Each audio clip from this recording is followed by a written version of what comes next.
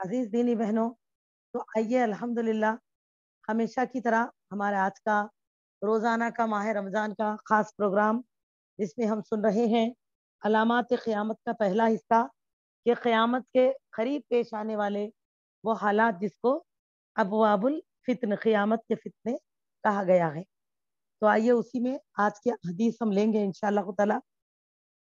آج کی پہلی حدیث یہ ہے کہ صبح کے وقت ایک مسلمان اپنے بھائی کے جان و مال کو حرام سمجھے گا اور شام کو حلال سمجھ لے گا۔ یعنی کہ قیامت کے فتنوں میں سے ایک ایسا بھی فتنہ ہوگا کہ شام کے وقت ایک مسلمان اپنے بھائی کی جان و مال کو اپنے اوپر حرام سمجھے گا، لیکن صبح کے وقت اس کو حلال سمجھ لے گا۔ یعنی کہ اس کا ایمان اس طرح ڈگمگاتے رہے گا اور اس کا ایمان عمل ایسے کمزور ہوتا رہے گا، جیسے کہ اس حدیث کے راوی جس سے جو کہ حسن رضی اللہ تعالیٰ عنہ ہیں، ارشاد فرماتے ہیں کہ رسول اللہ صلی اللہ علیہ وسلم نے فرمایا کہ ایک آدمی صبح کو مومن ہوگا اور رات کو شام کو کافر ہو جائے گا، اور ایک آدمی شام کے وقت مومن ہوگا اور صبح کو کافر ہو جائے گا۔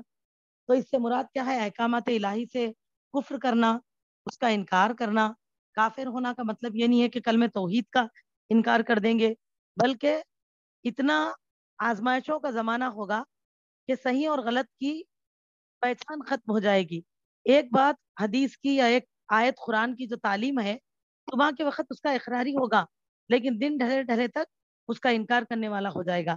بالکل ایسے ہی جیسے کہ اس حدیث کی وضاحت میں، خلاصے میں، حسن بصری رحمت اللہ علیہ فرماتے ہیں کہ اس کا مطلب یہ ہے کہ ایک آدمی صبح کے وقت اپنے بھائی کے خون، عزت اور مال کو اپنے اوپر حرام سمجھے گا، کیونکہ میری بہنوں، اسلام میں مسلمان کا خون بہانا حرام ہے۔ اس کی بے عزتی کرنا، یعنی پیٹھ پیچھے برائیاں کرنا یا ان کی بے عزتی کرنا حرام ہے، اور ناحق مال کھانا بھی حرام ہے۔ اللہ کے رسول صلی اللہ علیہ وسلم نے فرمایا، اللہ نے مسلمانوں پر ان تین چیزوں کو حرام قرار دیا: خون، عزت اور مال کو۔ تو صبح ہوتے ہوتے بندہ اس کے اوپر قائم رہے گا کہ یہ چیزیں میرے ایک مسلمان پہ حرام ہے، لیکن جب دن ڈھلے ڈھلے تک وہ فتنوں کا زمانہ ایسا ہوگا، حالات ایسے ہوں گے کہ وہ شام تک اس کو حلال سمجھنے لگے گا، یعنی کہ اس کی طرف سے اس کی فکر ختم ہو جائے گی۔ اپنے بھائی کو ناحق قتل بھی کرے گا، اس کی عزت کو پامال بھی کرے گا، پھر اس کا مال ناحق طریقے سے کھائے گا۔ ناحق کھانے میں ایک مثال آج آپ دیکھ لیجئے، نکاح میں جو شادیوں کا لین دین چل رہا ہے اور جسی طرح ڈیمانڈ کر کے کھانا لیا جا رہا ہے، یہ کیا ہے؟ ناحق ہی ہے، باطل طریقہ۔ کیونکہ مہمان، لوگ بولتے نہیں مہمان نوازی چل رہی، تو مہمان نوازی کیسی ہوتی؟ مہمان آپ کے گھر کو آ رہے، آپ اپنی حیثیت سے جو بھی اچھا سے اچھا مہمان نوازی کر رہے ہیں، یہ کیا ہے؟ مہمان نوازی ہوتی۔ لیکن آپ یہ بولیں گے، کوئی آپ کے گھر کو مہمان آئے اور یہ بولے، آپ ایک مثال سوچئے کہ میں نا یہ کھاؤں گی، یہ بنائیے، وہ کھاؤں گی، وہ بنائیے، وہ بنائیے، تو آپ بولتے ہیں انہوں مہمان ہے یا ہوٹل کو آئے ڈیمانڈ کرنے کے لیے؟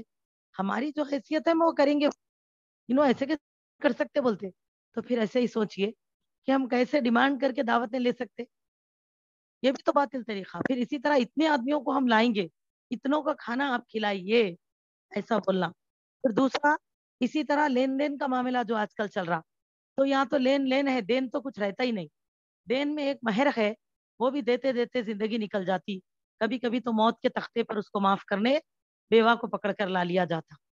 اللہ اکبر میری عزیزوں، اسی لیے آپ دیکھیے لین لین کا معاملہ ہے، اور لین میں آج کل ایک ماڈرن طریقہ نکلا کہ ہم نہیں پوچھتے بھائی آپ کی بیٹی کی جو ضروریات ہے آپ دے دیجیے۔ تو پھر کیوں یہ کہا گیا اسلام میں الرجال قوامون علی النساء؟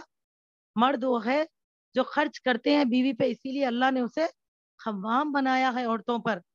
وہ قوام اس لیے کہ وہ خرچ کرتا ہے۔ تو یہاں پر کیا وہ اپنا پورا خرچ لے کر میرے نکاح میں آؤ، تم کو سونا ہے تو پلنگ بھی لا لو، کپڑے رکھنا ہے تو الماری بھی لا لو، ٹھنڈا پانی پینا ہے تو فریج بھی لا لو، پھر میرا سب گھر بھی تم وہ چیزیں استعمال کر لے گا، تمہارے مہمان آئیں گے تو ڈنر سیٹ بھی لا لو، تم کو بیٹھنا ہے صوفہ سیٹ بھی لا لو، ہوا کھانا ہے اسی بھی فٹ کرا لو۔ تو اب آپ بتاؤ بچائی کیا وہاں پر؟ یہاں تک کہ میکے جانا ہے تو گاڑی بھی تم ہی لاؤ، پھر جوڑے کی رقم کی صورت میں ڈیمانڈ ہے پیٹرول کے پیسے بھی منگ کے لا لو۔ تو دیکھا، یہ وہ ہے جو اعضائے جسم سے سلامت ہے لیکن دماغی طور پہ مفلوج ہے۔ अपाहिज है ये मर्द जो इस तरह की भीख ससुराल वालों से मांगते हैं और इनडायरेक्टली आजकल मॉडर्न तरीके से मांगा जा रहा। तो ये भी तो देखो मेरी बहनों, सीधी तरीके से मुंह में डायरेक्ट लुकमा डालो तो भी मुंह में पेट में ही जाएगा, और अगर घुमा के कान के पीछे से लाओ तो भी पेट में जाएगा। तो फिर ये कैसे हुआ घुमा के लाना? तो ये भी क्या है, नाहक माल खाना है। क्यों नाहक हुआ? तो आप सोचो, लोग बोलते खुशी से दिए उन्होंने, कहाँ से खुशी से दिए? जाके पूछो उन्होंने कितने आंसू रोए, कितनों के आजिज हुए, कितनों से कर्जा लिए, कितनों को बोले कि मेरी बेटी का निकाह है, इस चीज की मदद कर दीजिए। तो क्या ये खुशी हुई? बताइए। तो लिहाजा ये चीजें बिल्कुल बातिल। तो लिहाजा क्या करेंगे, सुबह तक ये बात को समझेंगे कि दिन के वक्त में के हमारे मुसलमान के साथ बातिल तरीके का मामला हराम है भाई, नहीं करना। ना हम उनका खून करना, ना उनकी बेइज्जती करना, ना उनके बाल को बातिल बातिल तरीके से खाना है हमको। लेकिन फिर दिन डले उनका वो सोच बदल जाएंगी, समझ गए? आज हम देखते ना, खुद की लड़कियों को दे रही तो ऐसी सोच है, दुआ करते अल्लाह बगैर लेने देने वाला दामाद मेरे को भेजो। लेकिन जब अपने बेटे का मामला आता तो बोलते जरा अच्छा घर देखना, नहीं भी लिए तो देना भाई, कुछ तो भी सपोर्ट है ना बच्चों को। अस्तगफिरुल्लाह, ये सब बातिल तरीके। इस हदीस को तिरमिजी ने रिवायत किया, किताबुल फितन बाबल सब्ति फिल फितनती, और जिल्द नंबर 2, हदीस नंबर 3198। अब आइए मेरी अजीजों, देखेंगे दूसरी हदीस। इंसान अपने ही अजीज व अखारिब, अपने ही भतीजे भांजों और अपने ही अड़ोस पड़ोस के लोगों को कत्ल करेगा। अल्लाह अकबर। एक फितना ये भी होगा। इस हदीस के रावी अबू मूसा अशरी रजी अल्लाह तआला अन्हु है। कहते हैं कि नबी सल्लल्लाहु अलैहि वसल्लम ने फरमाया, क़यामत से पहले हर्ज होगा। हर्ज यानी कि कत्ल का आम होना। तो बाद सहाबा ने अर्ज किया, "ऐ अल्लाह के रसूल सल्लल्लाहु अलैहि वसल्लम, कत्ल तो अब भी होता है।" क्या बोले ये लोग? कत्ल तो अब भी हो रहा है। हम एक एक साल में कितने कितने मुशरिकों को कत्ल कर देते हैं। यानी कि जंगों में जो कत्ल होता था उसके ताल्लुक से बोला गया। तो मेरी बहनों, आप सल्लल्लाहु अलैहि वसल्लम ने इरशाद फरमाया, कत्ल ये जो जंगों का मामला है वो अलग है। आपने फरमाया इससे मुराद जो ये कत्ल मैं आपको बता रहा हूँ क़यामत के फितनों में होगा, उससे मुराद मुशरिकों का कत्ल नहीं, बल्कि तुम मुसलमान आपस में एक दूसरे को कत्ल करोगे। वो मुसलमान आपस में एक दूसरे को कत्ल करोगे, हत्ता कि आदमी अपने पड़ोसी, अपने चचाजाद भाई और अपने दीगर असीजो अखारिब, बोल तो खरीबी रिश्तेदार को कत्ल करेगा। इस हदीस को इब्ने माजा ने रिवायत किया है, किताबुल फितन।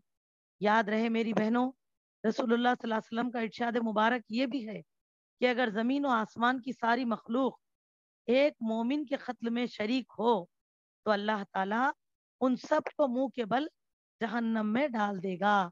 इसे भी तिरमिजी ने रिवायत किया है। तो मेरी अजीजों, इससे क्या पता चला? किसी मोमिन का कत्ल करना या उस कत्ल में हिस्सा लेना अपने आप को जहन्नमी बनाना है। तो इस हदीस से हमें क्या पता चला कि मुसलमान मुसलमान के खून को अपने ऊपर ऐसे हलाल कर लेगा कि रिश्तेदारों को कत्ल करते पीछे ना हटेगा। मेरी अजीज दीनी बहनों, इस फितने का मुशाहिदा आज अपने अड़ोस पड़ोस में हम कर रहे हैं कि बहुओं का कत्ल करना, जिस कत्ल में शौहर भी शरीक होता है बीवी के। अल्लाह अकबर। वो जिसके लिए लड़की अपना सब कुछ छोड़ के आ जाती है, फिर उसकी जिंदगी के लिए बहुत कुछ लेकर आती है और अपनी पूरी यानी कि खुलूस और मोहब्बतें उस शौहर पे निसार कर देती है, उसके लिए जीती है, उसके लिए मरती है, और वही उसका कातिल बन जाता है। तो वो गिला करे भी तो किससे करे, पनाह मांगे भी तो किसके? हाँ, जिसकी पनाह में अल्लाह ने दिया वही खुद कातिल बना।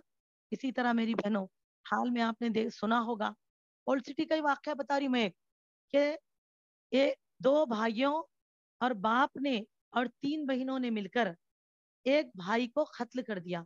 और एक भाई तो बहुत सीरियस था। ओल्ड सिटी में मुसलमानों का वाकया ये, मुसलमान ही जिस कत्ल में बाप भी शरीक है बेटे के कत्ल में, और खुद अपने दूसरे बेटे को, उस क्लिप में हमने कानों से सुना है अपने, कि उस दूसरे बेटे को पुकार के कहता है कि फला, अब तू नाम लेकर बेटे से कह रहा था कि तू जो है भाईया पे हमला कर, भाई पर मार उसको, मार उसको। तो कोई ऐसा हो सकता मेरी बहनों? लेकिन वो बाप जो बेटे को दुनिया में लाया, जिसके लिए अपनी जवानी लगा दिया, वही बाप बोल रहा कि बेटे को कत्ल कर दे। اور کس وجہ سے؟ یہ ایمان اور کفر کی جنگ نہیں ہے، بلکہ یہ صرف پراپرٹی کے لیے ہو رہا. کہیں پر ساس بہو کی نہیں بن رہی تو بیٹے کو ساتھ لے کر بیٹی بہو کا قتل کر دیا جا رہا، کہیں نندے دیورا مل کر قتل کر دے رہے، کہیں بیوی کسی اور کی عاشقی میں گرفتار ہے، شوہر کا قتل کروا رہی ہے. استغفر اللہ، استغفر اللہ. تو دیکھا، یہ تمام چیزیں قیامت کے فتنوں میں سے ایک، جس کو آج ہم گزرتا ہوا دیکھ رہے ہیں. یا حدیث تو سوچئے کہ ہم قیامت کے کس مرحلے میں چل رہے ہیں. میری بہنوں، آئیے آگے بڑھے اور ایک فتنے کی طرف چلے. کہ ان فتنوں میں ایک فتنہ یہ بھی ہوگا، پیٹ اور شرمگاہ کا. قیامت سے پہلے بے شمار لوگ پیٹ اور شرمگاہ کے فتنوں میں مبتلا ہوں گے. اس حدیث کے راوی ابو برزہ اسلمی رضی اللہ تعالیٰ عنہ ہے. روایت کرتے ہیں کہ نبی صلی اللہ علیہ وسلم نے فرمایا، مجھے تمہارے بارے میں تمہارے پیٹوں کو گمراہ کرنے والی خواہشات، شرمگاہ کو گمراہ کرنے والی خواہشات اور گمراہ کرنے والے فتنوں کے بارے میں بہت زیادہ ڈر ہے. اس حدیث کو مسند احمد نے روایت کیا، کتاب ابواب الفتن. تو میری عزیز دینی بہنوں، وضاحت. پیٹ کے فتنے سے مراد کیا ملا ہم کو؟ جیسے کہ حرام مشروبات و معقولات کا استعمال کرنا، یعنی کہ مشروبات جیسا شراب وغیرہ کا پینا، یا الکوحل ڈالی ہوئی ایسی شربتوں کا استعمال کرنا جس میں شراب کی مقدار ہو، نشے کی مقدار ہو. پھر اسی طرح یعنی کہ خنزیر کا گوشت، گوشت کے معاملے میں پرہیز نہیں کرنا، کس میں کون سا حرام حلال ملے ہوا ہے کھا لے رہی. اسی طرح خنزیر کی چربی سے بنائی ہوئی چیزوں کا استعمال کرنا، اور غیر اللہ کے نام کا ذبیحہ، ایسے تمام چیزیں. اس میں یہاں تک کہ دیکھیے حرام کمائی بھی شامل ہے، کمائی بھی، حرام کمائی کا بھی استعمال کرنا، سود وغیرہ کا، ٹھیک ہے، رشوت لینا، سود لینا. اور اس میں دیکھیے حرام کا لین دین کرنا ناجائز طور پہ، یہ ہے یعنی کہ پیٹ کے فتنے، کھانے پینے کے معاملات میں اسباب بننے کا ذریعہ. اور شرمگاہ کے فتنے سے مراد کیا ہے؟ جیسے کہ زنا، عمل قوم لوط، قوم لوط کا عمل. قوم لوط کیا عمل کرتے تھے؟ ہم جنس پرستی، یعنی کہ مرد مردوں سے، عورتیں عورتوں سے برائی کیا کرتے تھے، ان کے ساتھ ہم جنس پرستی کرتے تھے. حالانکہ اللہ نے مرد کے لیے عورت، عورت کے لیے مرد کو بنایا ہے. اور فرماتے اللہ کہ تم نکاح کرو اور جائز اور حلال طریقے سے سکون حاصل کرو اپنے نفس کو، پھر اپنے ایمان کو سلامت رکھو اور اللہ کی نعمت کو حاصل کرو، یعنی اولاد کو. لیکن کیا کرتے ہیں؟ قوم لوط کا جو عمل تھا وہ ہر زمانے میں، اللہ نے آدم علیہ السلام کے ساتھ جو جوڑا بنایا، حوا علیہ السلام کو بنایا ہے نا، انہی سے اللہ نے انسانوں کی پیدائش کا سلسلہ جاری کیا.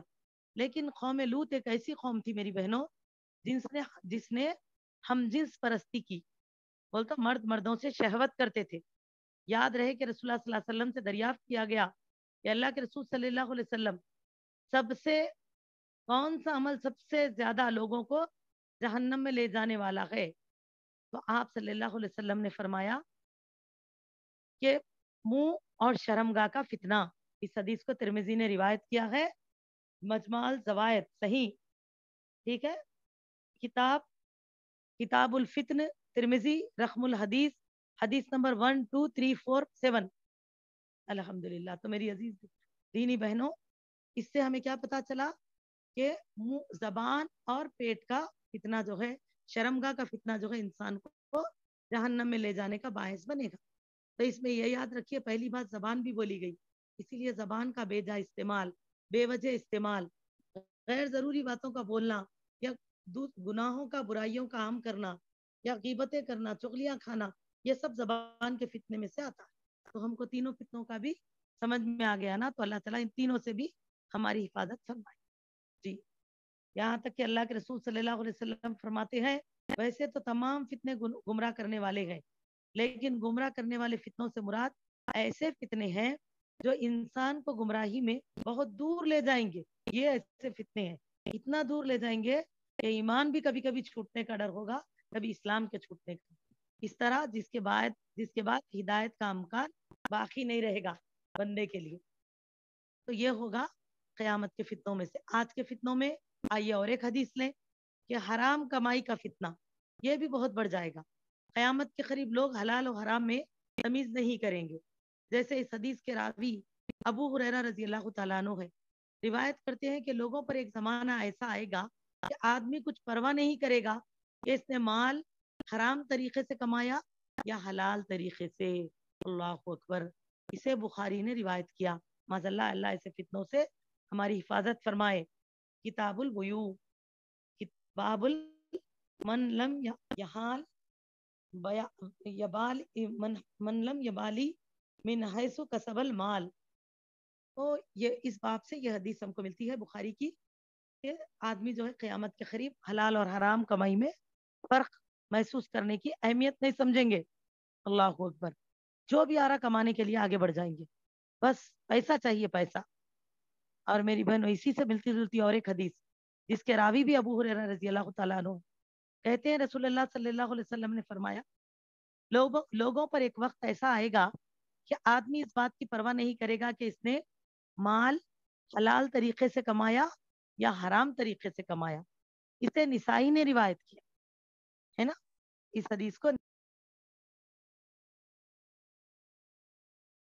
بھی کتاب البیوع ہے میری عزیز دینی بہنوں. اور حدیث کا نمبر ہے جلد نمبر 3، حدیث نمبر 4149. الحمدللہ. تو اس سے ہمیں کیا پتا چلا کہ یہ تمام چیزیں یعنی کہ حرام حلال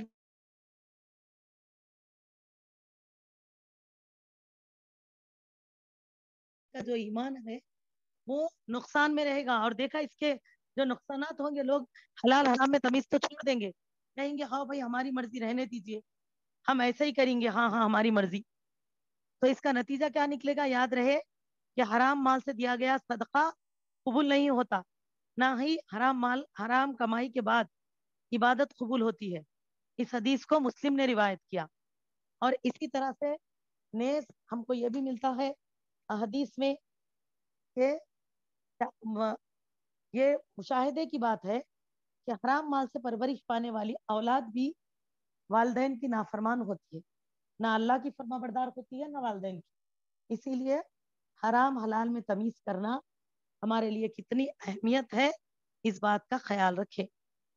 تو اسی لیے بتایا گیا کہ قیامت کے فتنوں میں سے ہے. تو اسی لیے ہم کو کیوں آگاہ کیا جا رہا؟ اللہ تعالیٰ کیوں آگاہ کرے ان باتوں سے محمد صلی اللہ علیہ وسلم کے ذریعے سے؟ اس لیے کہ اگر ایسے حالات پیش آئیں تو ایمان والے اپنے ایمان کو بچائیں اور کمائی کے معاملے میں بھی علماء سے رجوع کریں، صحیح تحقیق کریں اور حلال اور جائز جگہ پر تجارت کریں. آج کل لوگ میری بہنوں کیا کر رہے ہیں؟ 2 لاکھ روپے کہیں تجارت میں لگا دے رہے، اور لگانے کے بعد کیا کیا جا رہا کہ اس میں سے ہر مہینہ 3,000 4,000 ان کو مل رہا، لیکن فکس ہر مہینہ 3,000 4,000 مل رہا. تو بتاؤ یہ کیسی تجارت ہو سکتی؟ کبھی نفع بھی ہونا، کبھی نقصان بھی ہونا. کبھی آپ کو 3,000 بھی ملنا، کبھی 4,000 بھی، کبھی 5,000 بھی، اور کبھی ہو سکے تو کچھ بھی نہیں ملنا. کیونکہ کہیں بھی تجارت ہے بہت چلتی، نفع نقصان ہوتا نہیں. تو جو فکس کر کے پیسہ دیتے پھر آپ کو نقصان کچھ بھی نہیں دیتے، پھر جب آپ ہٹیں گے تو آپ کا پیسہ آپ کو پورا دیتے. تو یہ بھی مٹی ہے، یاد رکھو. ایسی تجارت نہیں کرنا، نفع نقصان کے مالک کرنا ایسی تجارت بننا، ایسی تجارت جائز ہے. ٹھیک ہے، الحمدللہ. تو اللہ تعالی ہم تمام کو دین کا ہر معاملہ رمضان میں جیسا عبادات کی ہم ہر طرح سے تحقیق کر کے عمل کر رہے ہیں، اللہ باقی کی زندگی بھی پوری ہم کو اسلام سے ایسے ہی جڑے رہنے والے، اور ہمیشہ آج جس طرح اللہ کے حکم کے لیے خلق سوکھ کر کانٹا ہو جائے پھر بھی ہم اپنے آگے رکھی ہر طرح کی مشروبات میں سے ایک بوند بھی اپنے زبان پہ ڈالنا گوارا نہیں کر رہے ہیں. تو اللہ بعد رمضان کے اسی طرح ہم کو حرام سے رکنے کی توفیق عطا فرما دیجیے، حلال کی طرف رغبت عطا کیجیے، اور اللہ ہم سب کو جائز اور حلال کمائیوں میں برکت عطا فرما دیجیے. وصلی اللہ علی النبی وآخر دعوانا الحمد للہ رب العالمین. سبحان ربک رب العزت عما یصفون والسلام علی المرسلین والحمد للہ رب العالمین.